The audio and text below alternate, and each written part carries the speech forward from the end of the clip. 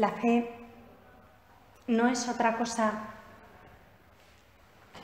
que la confianza revestida de amor.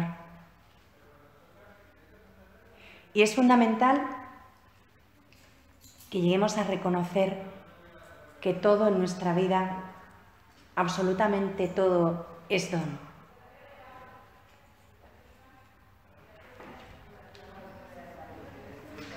¿Qué tienes tú que no hayas recibido?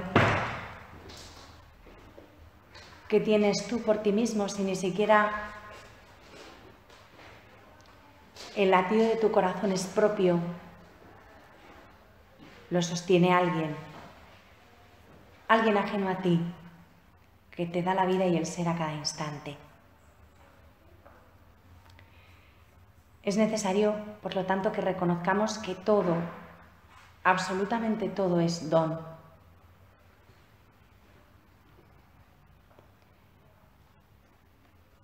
Es necesario que reconozcamos nuestra propia incapacidad, nuestra propia impotencia, que nada poseemos y que todo es un regalo. Lo opuesto a esta actitud, a la fe entendida de esta manera, a la confianza, es el orgullo. El hombre orgulloso y soberbio considera que todos estos dones son suyos y se los apropia. Considera que todo depende de él, como si en su vida no existiera un don constante de Dios, como si su vida no fuera un don sostenido, sustentado por Dios. Vivir con confianza y con fe es nacer de nuevo, es nacer para la pobreza espiritual, para la pobreza de la bienaventuranza, para la actitud del niño. Y el don, cualquier don que Dios nos haga, tiene que ser siempre recibido con desprendimiento, de manera que lo recibamos, lo disfrutemos, lo utilicemos, si cabe la expresión, pero conscientes de que es algo que no es nuestro y que en cualquier momento se nos puede volver a pedir. Tenemos que vivir dispuestos a devolverlo en cualquier momento. Es una paradoja extraña, como tantas y tantas en la vida espiritual. Recibimos un obsequio, aceptamos un don de Dios,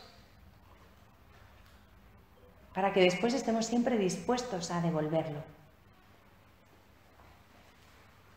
Esta disposición de devolverlo cuando nos sea requerido es una señal buena y necesaria de que por fin hemos comprendido y aceptado esta realidad de que no somos nada y de que nada nos pertenece.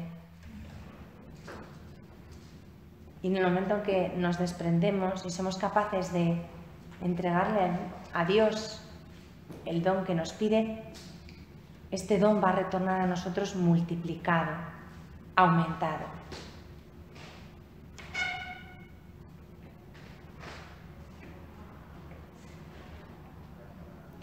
Todo es don, como digo, absolutamente todo. El aire que respiramos, la luz que nos permite ver, tu alma, tu cuerpo, tu cónyuge, tu parroquia, tus amigos, tus hijos. Todo lo que tienes y todo lo que haces es propiedad del Señor. ¿Estás dispuesto a entregar cualquiera de esos dones siempre, en todo momento?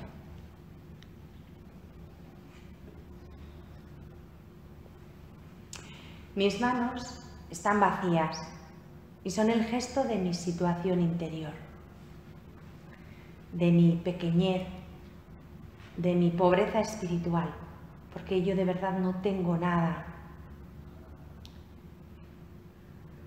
De este modo, mis manos vacías atraen el amor de Dios. Son una expresión de mi fe, de mi confianza. Expresan que no tengo nada y a la vez que estoy segura de que Dios quiere dármelo todo. Normalmente nosotros no queremos darle a Dios todo. Nos cuesta mucho reconocer que no tenemos nada. Siempre queremos tener, poseer, apropiarnos de algo para tener seguridad, para apoyarnos en ello. Y por eso muchas veces Dios no puede darnos todo. Solamente cuando el ser humano acepta la gracia del despojamiento absoluto, Dios puede obrar milagros. Pero tenemos primero que aceptar ese ser despojados de todo, y no solo de lo material, sino de nuestras ideas, de nuestros conceptos, de nuestros ideales, de nuestras ilusiones, de nuestros planes, de nuestros proyectos, sobre todo de la idea que nos hemos hecho de nosotros mismos y de nuestra santidad. Luego nada sale como yo había pensado, pero la cuestión es que salga lo que había pensado el Señor, el plan de Él, no el mío.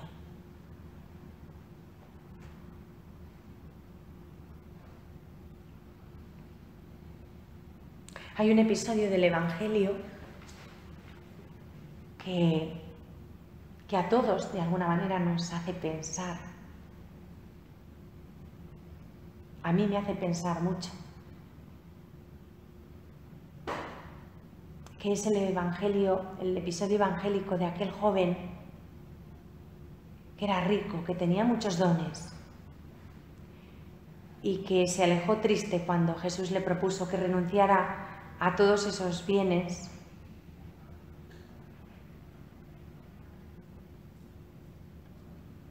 para quedarse con él.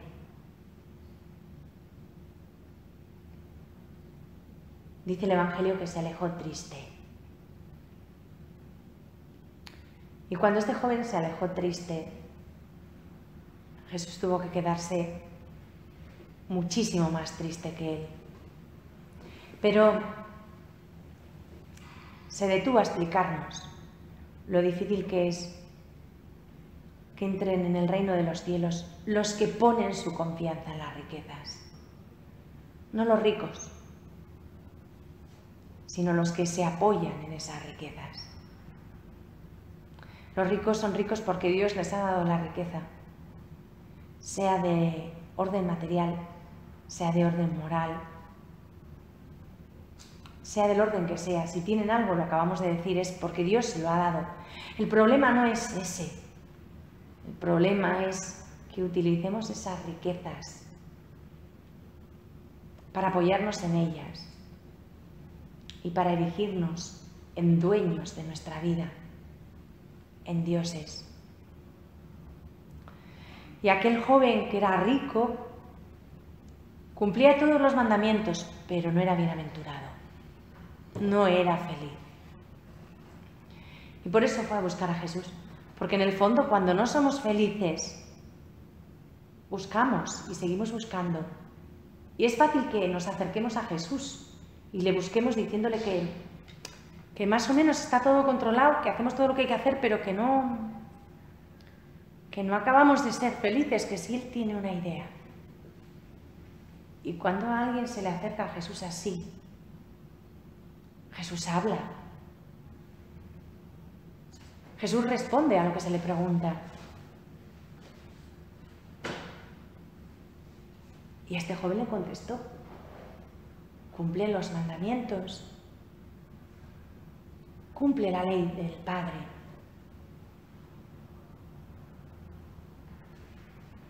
Y este que era bueno era de los que tenían bien todo y todo controlado y no tenía ninguna fisura, ninguna grieta, no era un desastre estos que decíamos antes, que no hay por dónde cogerlos. Este era de los buenos. Le dijo que él ya era bueno, que ya lo hacía, que ya se portaba bien. Pero, ¿qué necesito para tener vida eterna, vida en abundancia, para ser feliz, en definitiva? Jesús le dijo, pues estupendo, si ya haces todo eso que hay que hacer y eres bueno, eres buen chico, pues para ser feliz, para ser bienaventurado, te falta una cosa: ser pobre. Bienaventurados los pobres, porque ellos heredarán el reino por el que tú preguntas. Tú eres bueno, pero ahora quieres ser bienaventurado. Pues hazte pobre. Despréndete de todo y ven conmigo. Ahí está la felicidad. Si estás aferrado a algo, suéltalo rápidamente, apárcalo. Dejas libres tus manos y toma mi mano, ven conmigo. Pero para agarrarme de la mano de Jesús tengo que tener la mano libre de trastos.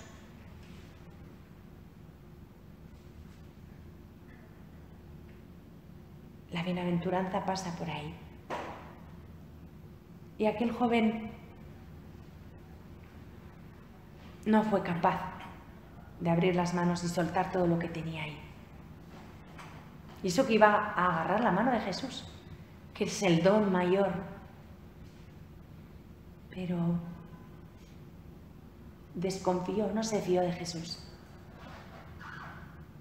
Hoy no tengo yo claro que esto vaya a darme la felicidad que busco, no me fío. Aunque he venido a preguntarle y me está dando una solución, no confío. Y mejor me quedo como estoy. Es el caso típico de un barniz perfecto donde no hay fisura y donde la gracia no puede filtrarse y actuar. Y refiriéndose a él, que fue mirado con amor,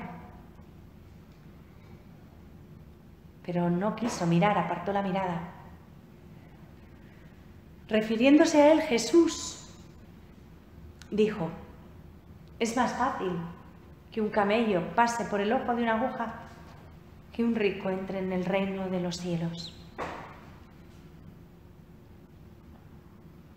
Esta afirmación es tan fuerte, tan categórica, tan exigente, que los discípulos, que ya estaban acostumbrados a oírle decir de todo, se sobrecogieron, se asustaron y ellos mismos preguntaron: entonces, ¿quién va a poder salvarse? Entonces, ¿quién va a poder ser feliz?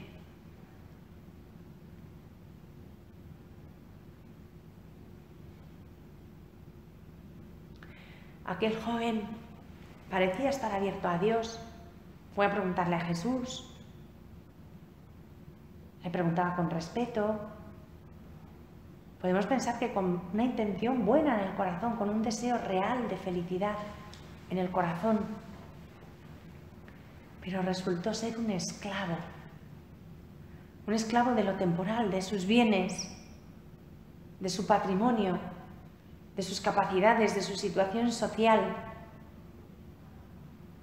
de lo políticamente correcto y razonable. Era un buen judío, cumplía todos los mandamientos. Pero sabemos que cumplir los mandamientos no basta para ser feliz si no está Jesús en el centro de nuestra vida, si Él no da plenitud a la ley. Y el gran problema de este joven fue que todas sus riquezas, sus capacidades, su cumplimiento de la ley, su situación social, todo su enorme patrimonio moral, porque era un buen judío, cumplidor de la ley, todo eso se convirtió en un obstáculo entre Dios y él.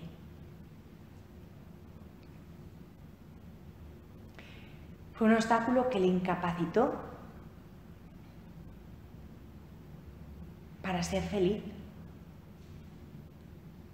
Él era demasiado perfecto, tenía todo demasiado controlado, no necesitaba nada para ser feliz. Fue a pedir un consejo y le dieron lo único que le faltaba, lo único que no tenía, el consejo que necesitaba, que también es don. Y lo rechazó. Él vivía totalmente apegado, aunque yo creo que no lo sabía, a aquello que es un don.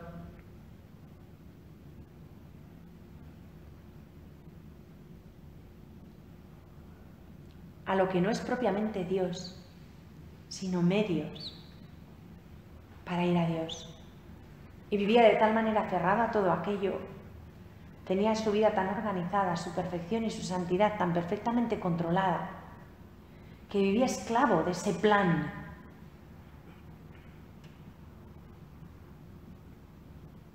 Y eso le impedía ser feliz.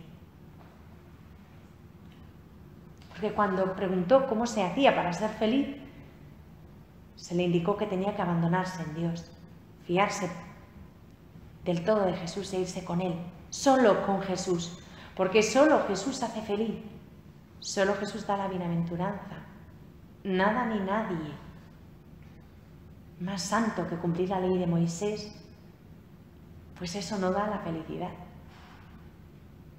Sin Jesús la ley de Moisés es letra muerta. Este joven es la prueba de que la ley sola no basta. Las prácticas religiosas solas no bastan. Si están vacías de Jesús, no sirven. Una cosa parecida le pasó a Abraham. Abraham, ese hombre tan infinitamente bueno, tan dócil, tan obediente siempre al Señor, recibió un don milagroso. Su hijo Isaac en plena ancianidad.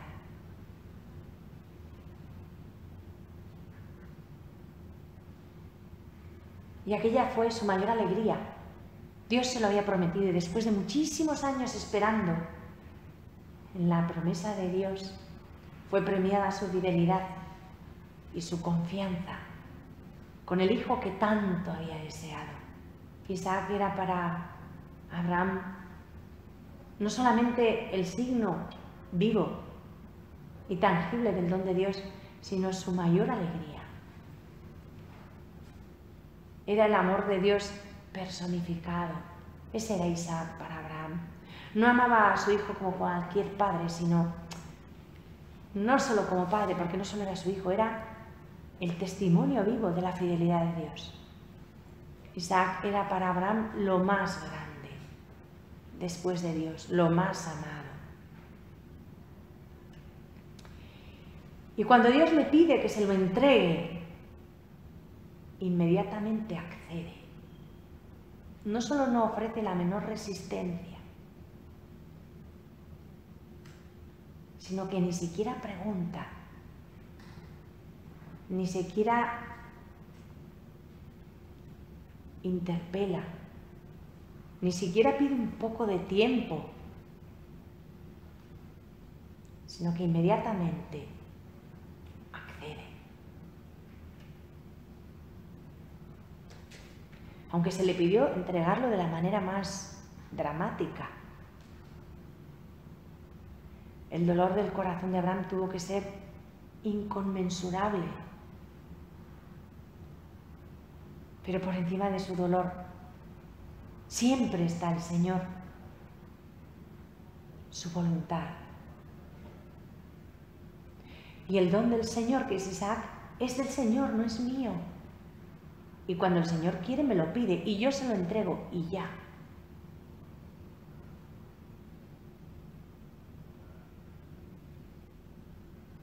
Lo que siento o dejo de sentir, lo que me duela o me deje de doler, va después, es secundario. Es real, pero va después. Primero es lo que el Señor me pide, lo que Él quiere.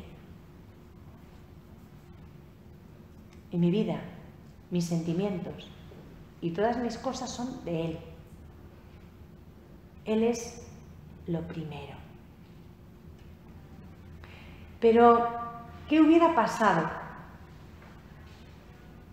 si se hubiera resistido a entregar a su hijo? Si se hubiera rebelado a la petición de Dios. ¿Qué hubiera pasado entonces? Pues casi seguro Isaac hubiera tenido que morir. Lo de menos hubieran sido las causas o las circunstancias de su muerte. Pero si Isaac se hubiera convertido en un obstáculo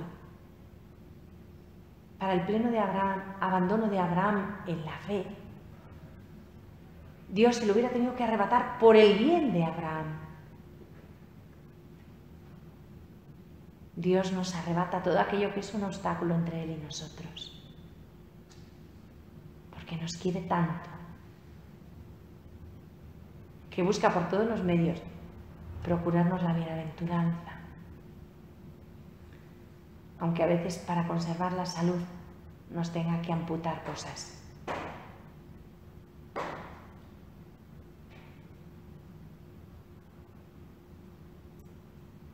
La negativa de entregar a Isaac hubiera significado que Abraham se habría apropiado del don de Dios, de lo que no era suyo, como si fuera suyo. Y puede sonar un poco brusco lo que voy a decir, pero el amor de Dios es tan grande que cualquier lastre, cualquier obstáculo, cualquier circunstancia que pueda ser un obstáculo a nuestra felicidad eterna va a ser aniquilado de nuestra vida. Nunca lo va a hacer por chinchar, sino por amor. Lo mejor entonces es no obligarle a actuar de esa manera, vivir en una situación de continuo desprendimiento, entregarle al Señor voluntariamente todo y vivir en esa situación de entregarle todo para que no nos lo tenga que arrebatar por la fuerza.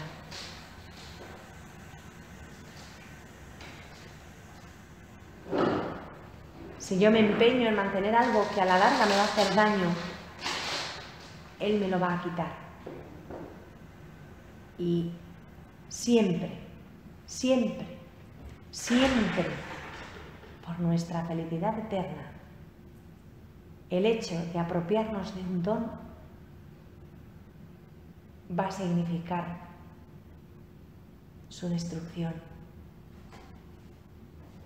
Tengamos todo lo que Dios nos da, disfrutémoslo, amémoslo, démosle gracias, pero no nos apropiemos de ello, no es nuestro. Y es pecado apropiarnos de lo que no es nuestro.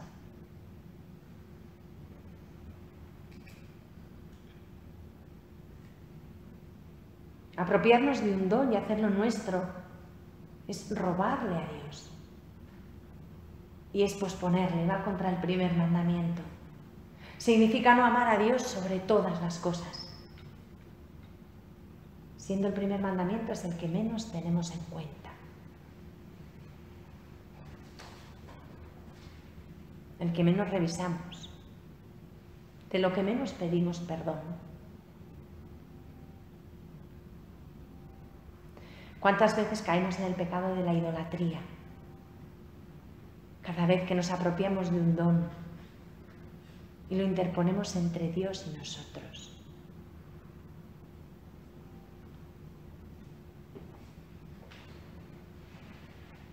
Abraham, cuando entregó a su hijo Isaac,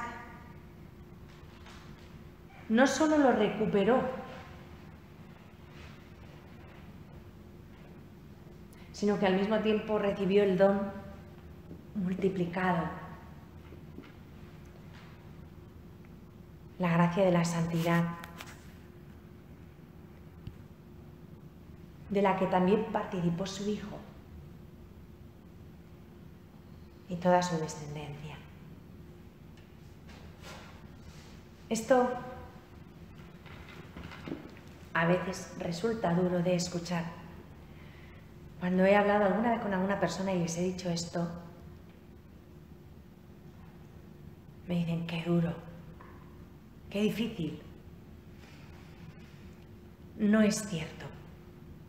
No es duro y no es difícil. Es solamente ordenar la vida y dejar que cada cosa ocupe el lugar que le corresponde. Dios no es un tirano cruel, repito, ni es un envidioso que tiene celos, ni tiene afán de protagonismo. Dios sabe que si Él no es lo primero de nuestra vida, no hay felicidad posible. Y trata de protegernos de nuestro propio egoísmo, de nuestra propia soberbia. Y a veces tiene que actuar de una manera que nos parece drástica. Pero Él ha ido por delante siempre en todo. Nunca nos ha pedido nada que Él no haya hecho primero. Dice San Pablo, quien no perdonó a su propio unigénito Hijo, sino que lo entregó por todos nosotros, ¿qué nos negará? ¿Qué más nos puede dar? ¿Qué más podemos esperar? ¿Por qué dudamos de la bondad de Dios? ¿Por qué le juzgamos?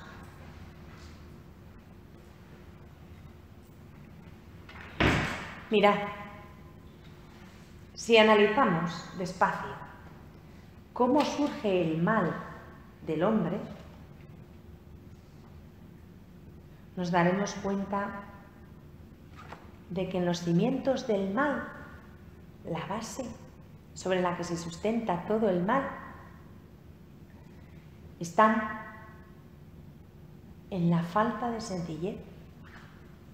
Y volvemos siempre al mismo punto, y en no confiar como un niño. Si es que lo peor que nos puede pasar es que nos hagamos de pronto adultos y tremendamente sensatos y lógicos.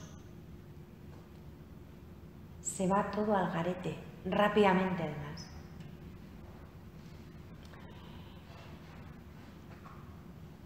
En los comienzos de la historia del hombre, su confianza fue puesta a prueba. Fue como si Dios le preguntara, ¿tú confías en mí? ¿Eres conmigo sencillo y confiado, como lo es un niño con sus padres? El hombre fue atacado por Satanás precisamente por ahí. Lo que hizo fue sembrar en él la desconfianza.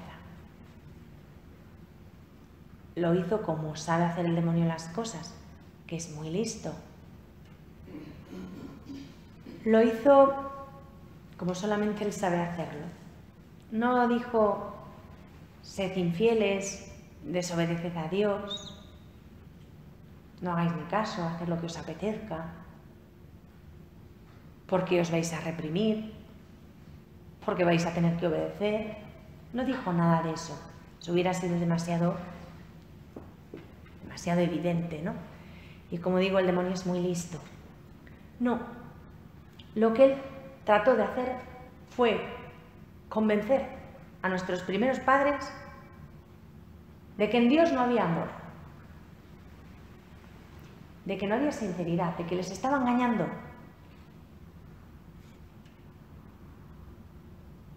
Y les convenció de eso.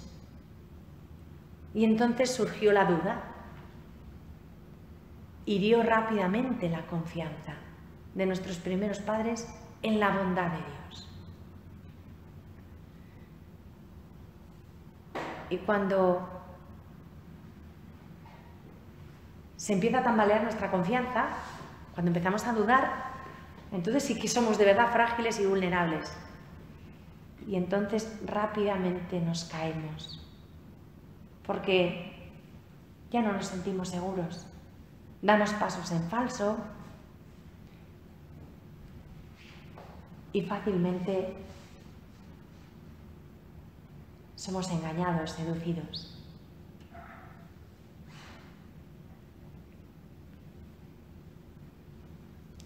San Francisco de Sales dice una frase que a mí me impresiona muchísimo. Dice, quitarle a un alma la confianza y le habréis dado la muerte. Si no confía en Dios, si no confía en sus superiores, es un títere en manos de cualquier impulso, a merced de cualquier cosa. El hombre que desconfía se siente siempre amenazado, no tiene paz, no está seguro. Y la persona de la que yo desconfío, sea la que sea, se convierte para mí en una amenaza, en un peligro. Despierta en mí el temor, el recelo, el agobio, la inquietud, el desasosiego. En un niño no hay nada de eso.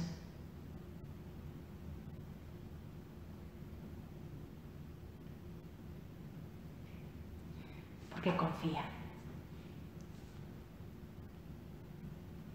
Pero si a un niño le quitamos la confianza a sus padres, su comportamiento empieza a ser extraño rápidamente.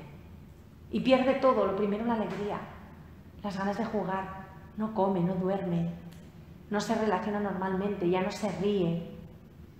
Empieza a pensar cosas impropias de un niño, se comporta mal. No es que haga travesuras, sino que se comporta mal. El niño es niño y es feliz porque confía. Y en esa confianza descansa. A nosotros muchas veces nos falta confiar en Dios. Sobre todo cuando no le entendemos nos permitimos juzgarle y dudar. Un niño, aunque no entienda a sus padres, no duda, mucho menos les juzga. Si acaso protesta o pide explicaciones, pero no duda, no les juzga.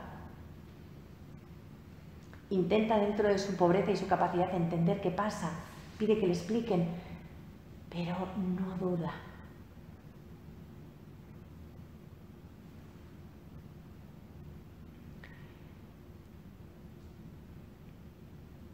El pecado de la desconfianza crea un clima de temor, de recelo,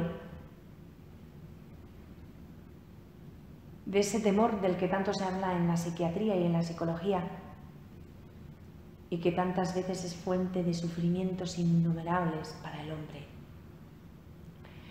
Si no vivimos liberados del pecado, tampoco podemos vivir libres de lo que nace de él. Y el fruto del pecado, el fruto del enemigo, siempre es la inquietud, el temor y el sentimiento de amenaza.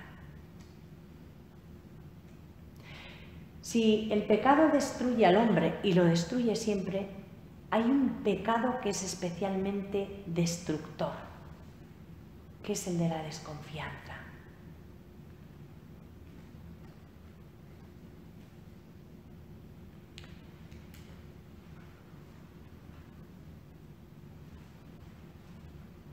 Cuando he dicho esto algunas veces, ha habido personas que me han dicho, entonces, cuando uno siente miedo, ¿qué significa? Que no confía en Dios, porque yo soy muy miedosa. A ver, esto también hay que explicarlo un poco, ¿no? El temor nace como un cierto estado emocional, ¿vale? Esto significa que somos humanos y unas veces sentimos temor, otras veces tristeza, otras veces alegría, otras veces, pues no sé. Hay que diferenciar entre el temor, que es fruto de un estado emocional sobre el cual casi no tengo control, y el temor que permito que se apodere de mí, de mis pensamientos y sobre todo de mi voluntad. El temor que me quita la libertad. Este último temor, que no es un estado emocional, sino algo que brota de mi actitud ante Dios, es lo que está mal y lo que sí puedo evitar.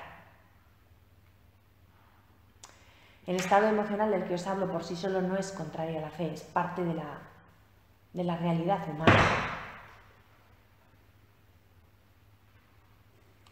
Y si normalmente, porque por naturaleza somos miedosos y hay un estado emocional de temor que nos molesta de manera habitual, es importante dejarlo un poco aparcado y trabajar en la fe, en la esfera espiritual sobre la que sí podemos trabajar, la de la voluntad.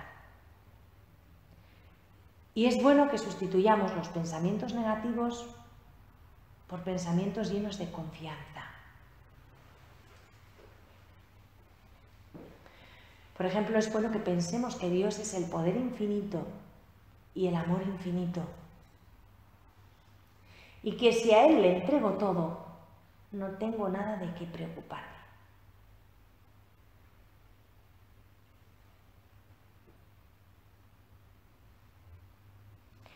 Si nos habituamos a este pensamiento y lo cuidamos, lo acariciamos, lo alimentamos, como decía antes Borja, al final, eso se va adueñando de tu vida.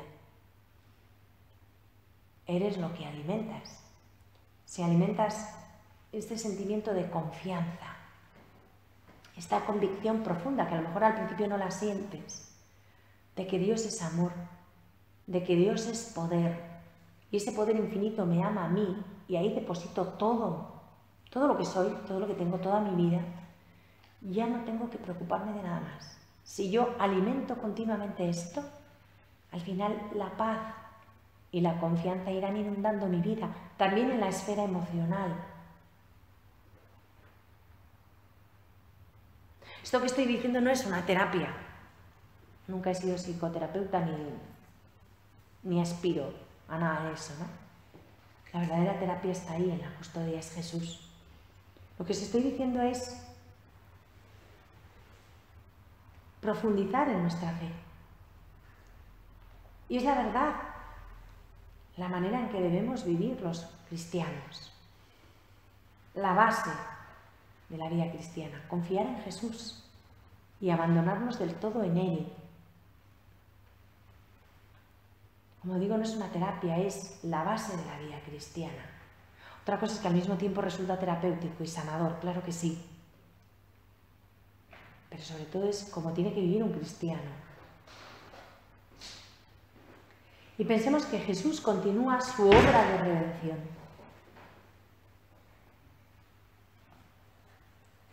Y que todo es sanado, todo es redimido.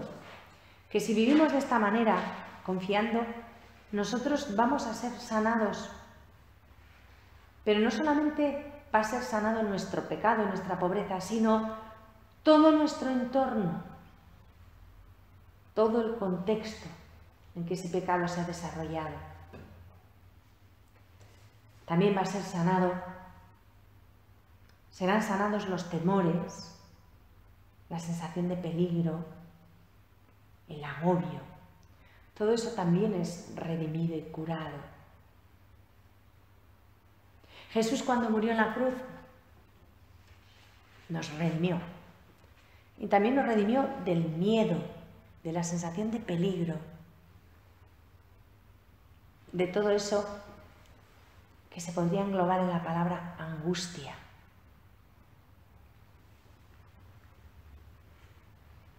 Por eso es tan importante que nos abramos cada vez más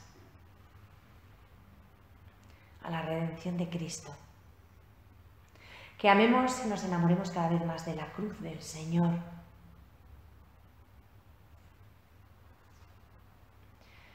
Porque con la cruz seremos sanados del miedo, del recelo, de la desconfianza.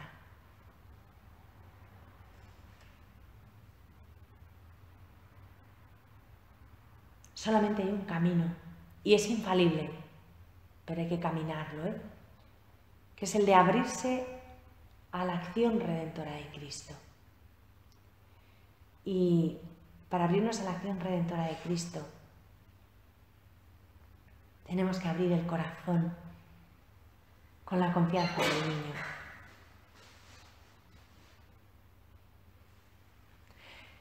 Deberíamos repetir millones de veces al día: no hay peligro, no tengo miedo. Jesús me ha redimido. Solamente tengo que aceptar la redención, cada día, cada minuto.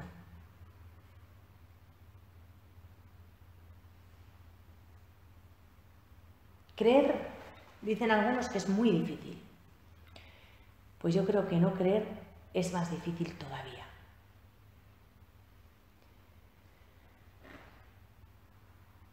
Sin fe, qué difícil vivir, qué difícil descansar. Imposible no acabar histérico perdido, muerto de miedo. Necesitamos descansar, lo dice San Agustín. Somos corazones inquietos que buscan reposar,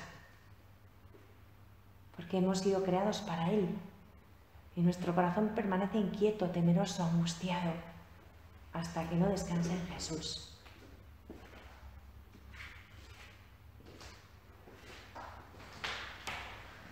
Por eso necesitamos confiar,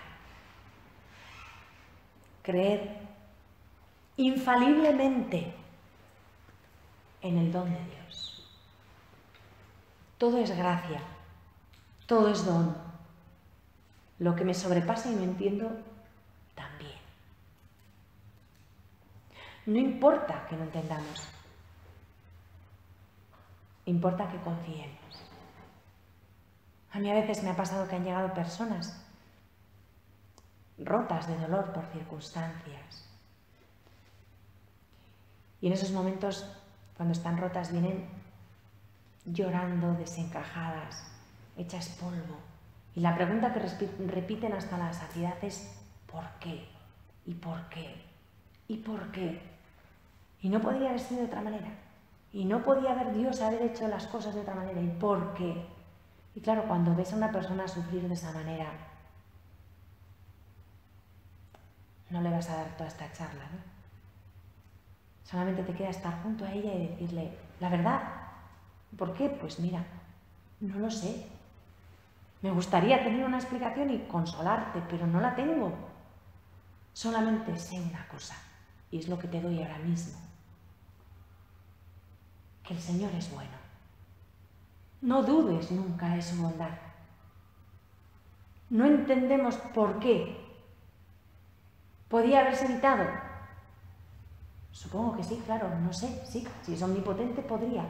Entonces, ¿por qué no lo ha evitado? Pues no lo sé. Pero sé que es bueno. Y si ha permitido este sufrimiento atroz en tu vida, el que sea, es porque te quiere.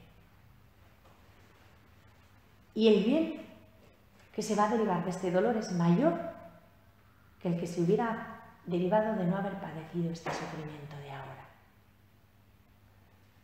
Tenemos que creer esto y confiar. Lo único que nos salva, lo único que nos consuela, lo único que nos cura, que nos hace llevadero el sufrimiento es confiar, no entender. Porque lo entienda no me va a doler menos. Si confío y creo en el amor inmenso que Dios me tiene y en lo que a Él le duele verme sufrir de esta manera, pero lo permite así porque quiere mi bien, eso es lo que me lo que me cura, lo que me hace llevadero el dolor. No entenderlo. Entenderlo al final es una cuestión, pues eso, de entendederas, intelectual. Pero lo que suaviza el dolor y cura la herida del corazón es la seguridad de que Dios es bueno y de que soy infinitamente amada por Él y que Él sabe más. Otra palabra, y ya termino, que tenemos que desterrar de nuestro vocabulario es Dios sabrá. La gente le dice, Dios sabrá. No, Dios no sabrá, Dios sabe. Lo afirmo. No lo digo en un futuro indeterminado, Dios sabrá, supongo que sabrá. Estamos dejando ahí una puerta abierta a la duda. No, yo estoy segura. Esto me duele que me muero. Pero Dios sabe. Y ahí descanso.